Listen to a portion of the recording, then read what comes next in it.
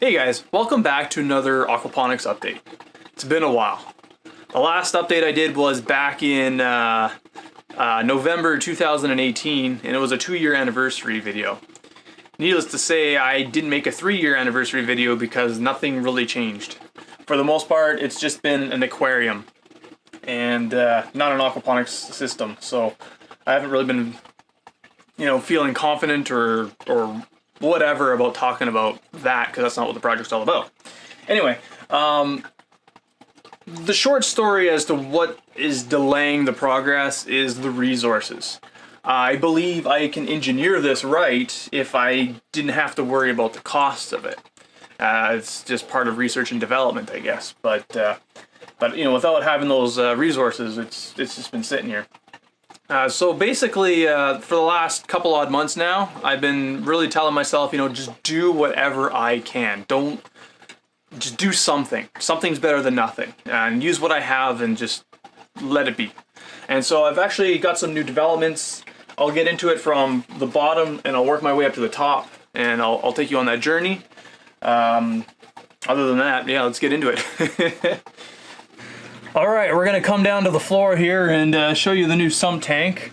I'm going to actually put myself out of focus here because I think the sump tank's more important to look at right now. Basically, the old tank, I gave it about a 2-year window where I was comfortable using it with. So by about the 3rd year, I was kind of like, alright, I better replace this before it might become a problem.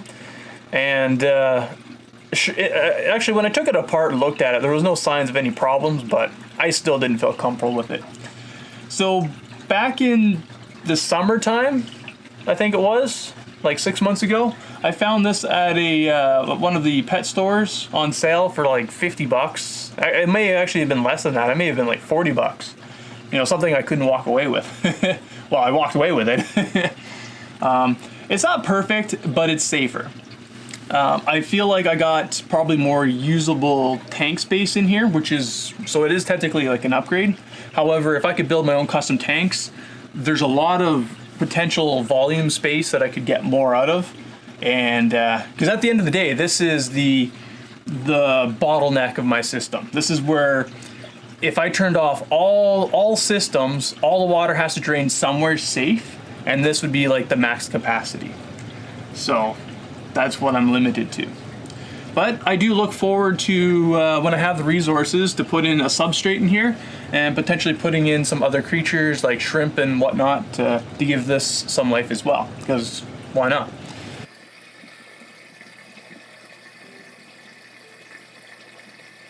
Alright, so not a whole lot has changed upstairs here. I still have some Danios. I did get a new pleco and some shrimp a while back. Otherwise, the only other noteworthy thing to mention is I went back to this old system, mainly because this prevented fish from getting into the sump tank. But it does create one other problem, and that is at the top of the water here. It gives it the ability to kind of build up a filmy residue. Not necessarily the end of the world, but not necessarily an ideal thing. I have some ideas on how I can fix that, but again, until I can get resources, I'm just gonna have to make do with that. Otherwise, another thing I could probably mention with some of these changes I made, the whole system's actually a lot quieter than it used to be, which is pretty nice too. Now that we're upstairs here, this is where most of the development has happened.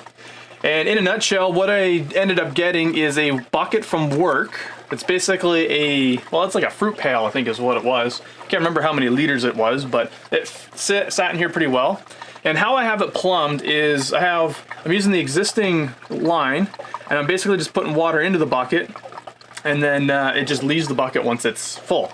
So it's not a flood or drain system. This is something closer to a floating raft system, but it's not really a floating raft, but it's the same principle.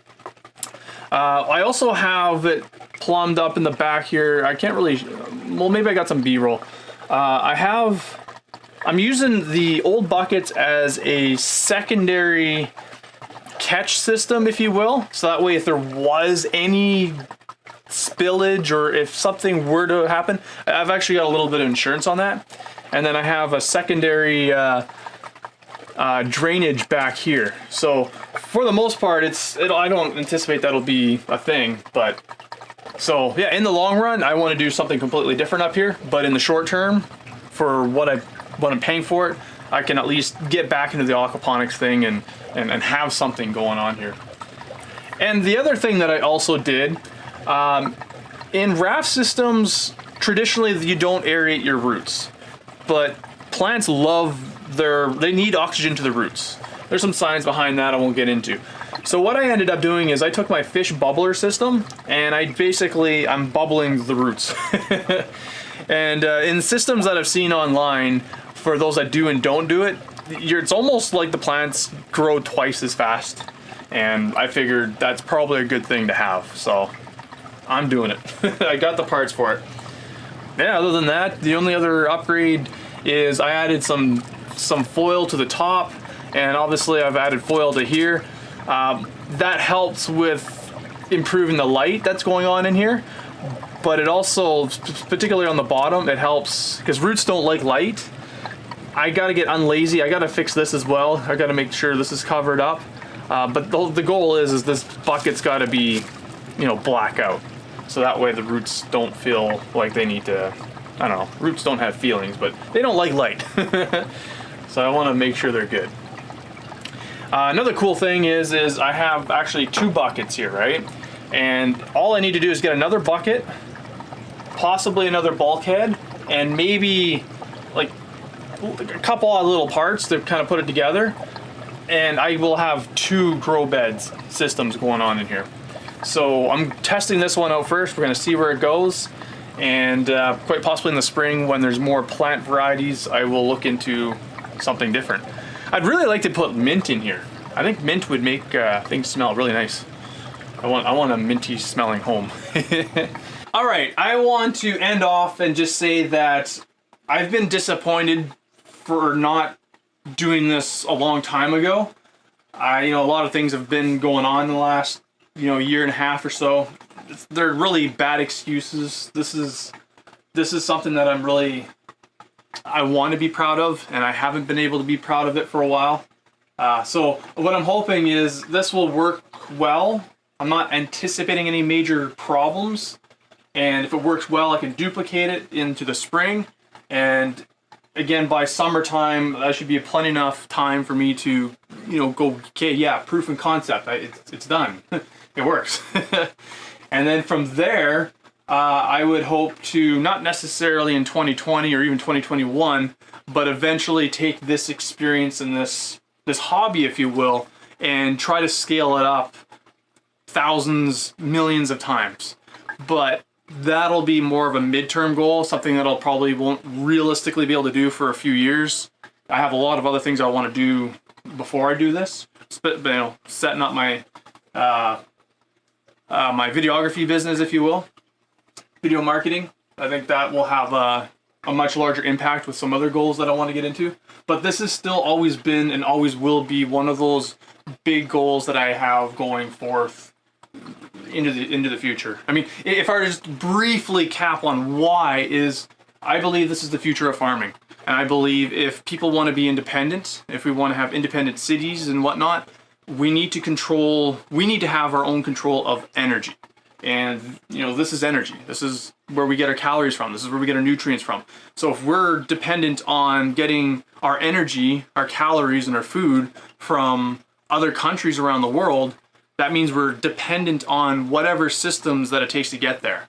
And as we're all aware, those systems are potentially vulnerable and they're not immune to problems. And they give other people, including our big government, a lot of power that they don't actually need. So this is part of putting power back to the people. So think of this as like a solar panel. Imagine if your house had all the solar panels and you didn't need to rely on the grid. You had somehow figured out how to create all the energy for your home within your home. Well, this is part of that equation. What kind of independence and power do you think we would all have if we can keep that locally? So anyway, that's my driving force. That's philosophy and things I'll get into as I get into it into the future. But in the meantime, I'm I'm working on it. Have a good one.